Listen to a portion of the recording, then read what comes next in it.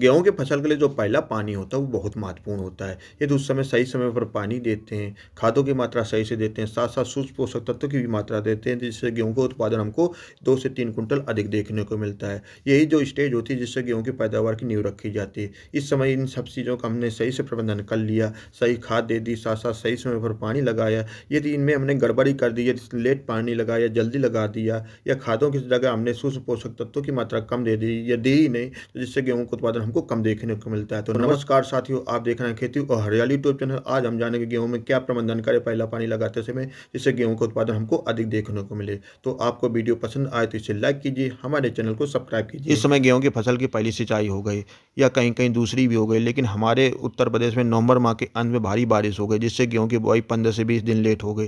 जिन खेतों को पहले से बो दिया गया था, उनमें पानी भर गया था, जिसके कारण उनको दोबारा से बोना पड़ा। इस समय गेहूँ 15 से 20 दिन का हो गया। ये पहली सिंचाई का समय चल रहा है। गेहूँ की फसल के लिए पहला पानी बहुत महत्वपूर्ण होता है। पहली सिंचाई गेहूँ की क्राउन रूट स्टेज में देना चाहिए। क्राउन रूट स्टेज क्या होता है? गेहूँ की प्रारंभिक अवस्था में केवल एक ही जड़ होती है। ये जड़ सीधे जाती है। जैसे-जैसे गेहूँ का पौधा बड़ा होता है और लगभग 21 दिन का हो जाता है, तो इस जड़ के चारों तरफ नई-नई जड़ें निकलती है और एक ताज क्राउन का रूप बना लेती है। इसी को क्राउन रूट स्टेज यानी CR स्टेज बोलते हैं। इन्हीं नई जड़ों से पौधा पानी, खनिज पदार्थ, अन्य पोषक तत्वों की आपूर्ति करता है। ये जड़ें जितनी मजबूत होती हैं, जितनी संख्या में अधिक होती, उतना यह पौधा विकास करता है और उतनी ही नई शाखाएं, नए किल्ले निकलते हैं। अब गेहूं की फसल की पहली सिंचाई की बात करते हैं तो पहली सिंचाई क्राउन रूट स्टेज यानी कि बुआई के 21 से 25 दिन के बाद ही करनी चाहिए।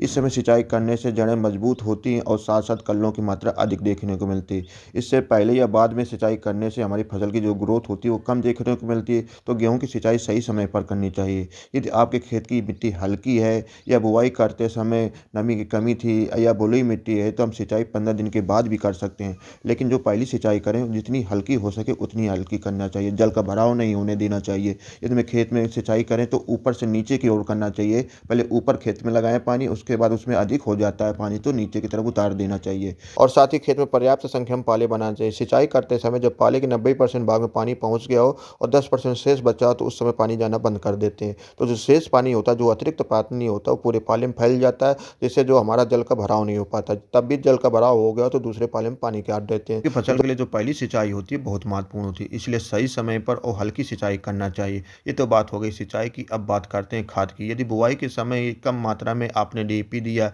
या किसी कारणवश दे ही नहीं पाए, तो आपकी उसकी पूरी मात्रा आप पहली सिंचाई के पहले दे सकते हैं। आपको ये सोचने की जरूरत नहीं है कि आपकी खड़ी फसल में DAP नहीं काम करेगी। यदि पानी लगाने के पहले मिट्टी के अंदर DAP चली जाती है तो पूरी तरह से काम करती है। अब इसके बाद अब यूरिया की टॉप ड्रेसिंग की बात करते हैं तो 1 एकड़ खेत के लिए 60 से 70 किलोग्राम यूरिया लेंगे और साथ में 5 से 6 किलोग्राम जिंक सल्फेट 33% वाले लेते हैं। यदि बुआई के समय आपने सिंगल सुपर फास्फेट या किसी सल्फर युक्त खाद का नहीं प्रयोग किया है, तो 4 से 5 किलोग्राम सल्फर 80% पाउडर फॉर्म वाले लेते हैं। तो ये तो हो गई खाद की बात। अब इसकी देने की बात करते हैं तो यदि आपके खेत की मिट्टी भारी है और उसमें पानी का ठहराव अधिक तक बना रहता है, नमी काफ़ी दिन तक बनी रहती है, तो उसकी जो खाद की आधी मात्रा जो बताई गई है उसको पानी लगाने के पहले देते हैं और जो आधी शेष मात्रा होती है उसको पानी लगाने के बाद में देते हैं। यदि आपके खेत की मिट्टी हल्की और बलुई है, साथ साथ पानी लगाने के बाद जल्दी सूख जाते हैं, जो यूरिया की टॉप ड्रेसिंग करेंगे वो पानी लगाने के बाद करते हैं। यदि पानी लगाने के पहले यूरिया की टॉप ड्रेसिंग कर देंगे तो खाद की आधे से अधिक मात्रा पानी के साथ नीचे चली जाती है, वो बर्बाद हो जाती है। तो यूरिया की जो टॉप ड्रेसिंग करेंगे पानी लगाने के बाद करते हैं।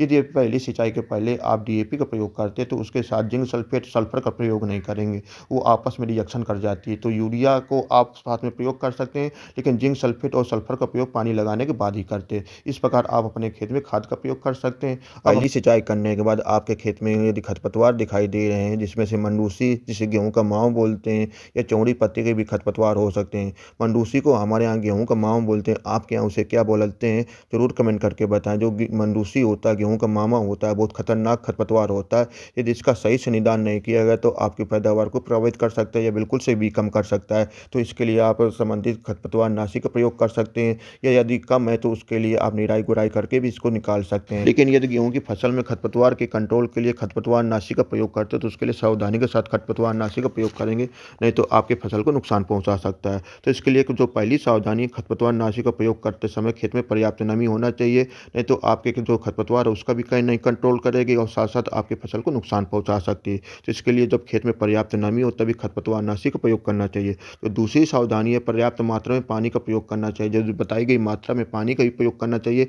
इससे कम पानी की मात्रा का प्रयोग नहीं करना चाहिए। चाहिए, नहीं तो आपके गेहूँ की फसल को नुकसान पहुँचा सकता है। तो तीसरी सावधानी है कि जो खरपतवार नाशी का दोबारा उपयोग नहीं करना चाहिए। जैसे आपकी दवा बच गई तो आपने सोचा दोबारा इसका प्रयोग कर लेंगे, यदि दोबारा प्रयोग करते तो आपके गेहूँ की फसल को बिल्कुल से नुकसान पहुँचा सकता है। इसलिए हम इसको दोबारा नहीं उपयोग करेंगे, एक ही बार उपयोग करते थे। इस सावधानी के साथ यदि खरपतवार नाशी का प्रयोग करें, पहली सिंचाई करने के बाद गेहूँ के खेत में पानी का भराव हो जाता है या पानी की मात्रा ज़्यादा हो जाती है, उस स्थिति में गेहूँ में पीलापन आ जाता है। साथ-साथ जो खरपतवार नाशी के प्रयोग करने के बाद भी गेहूँ के खेत में पीलापन आ जाता है। तो क्या करते हैं हम यूरिया की मात्रा को, जिंक और सल्फर की मात्रा को बढ़ा देते हैं, तो उससे भी हमारा जो पीलापन है वो दूर हो जाता है। लेकिन जब ज़्यादा स्थिति में आपका पीलापन आ जाता है तो आपकी जो ग्रोथ है वो भी रुक जाती है, साथ-साथ कल्लों की मात्रा कम देखने को मिलती है।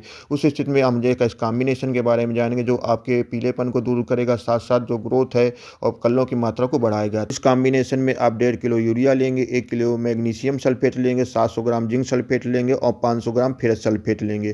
तो आप क्या करेंगे, 2-2 चीज़ों को एक साथ पानी में अलग-अलग मिला लेंगे। एक साथ सबको नहीं मिलाएँगे, जैसे यूरिया और मैग्नीशियम सल्फेट को आप एक घोल में मिला लेंगे और जिंक सल्फेट और फेरस सल्फेट को आप एक घोल में मिलाएँगे। अब इनको आप 150 लीटर पानी में घोल के 1 एकड़ में स्प्रे करते हैं तो आप देखेंगे जो आपके खेत में पीलापन है वो दूर हो जाएगा, साथ-साथ जो ग्रोथ है वो भी अच्छी देखने को मिलेगी, कल्लों की मात्रा भी अच्छी देखने को मिलेगी और आपके गेहूँ की फसल की पैदावार को बढ़ाता है। तो इस कॉम्बिनेशन का प्रयोग आप गेहूँ की फसल में ज़रूर कीजिए या किसी अन्य फसल में प्रयोग करना चाहते हैं, यदि उसमें पीलापन आ गया तो इस कॉम्बिनेशन का प्रयोग करते हैं तो आपकी फसल की पीलापन को दूर करेगा और साथ-साथ आपकी ग्रोथ और पैदावार को बढ़ाता है। तो इस कॉम्बिनेशन का ज़रूर प्रयोग करें। ये तो हो गया गेहूँ की पहली सिंचाई करने के पहले और बाद का खाद प्रबंधन। अब हम जानेंगे दूसरी सिंचाई करने के बाद क्या खाद प्रबंधन करें जिससे गेहूँ की फसल की पैदावार अधिक देखने को मिले।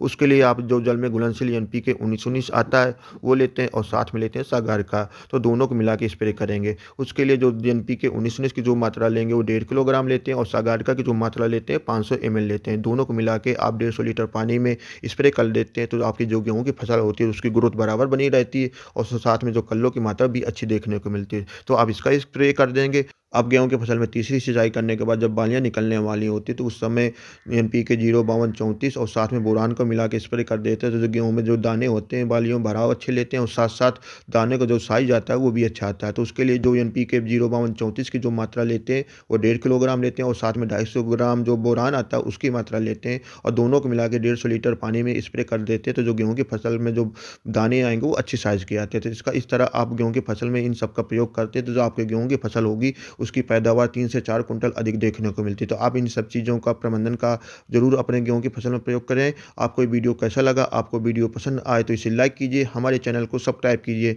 मिलते हैं किसी अन्य वीडियो के साथ। जय हिंद, जय भारत, जय किसान।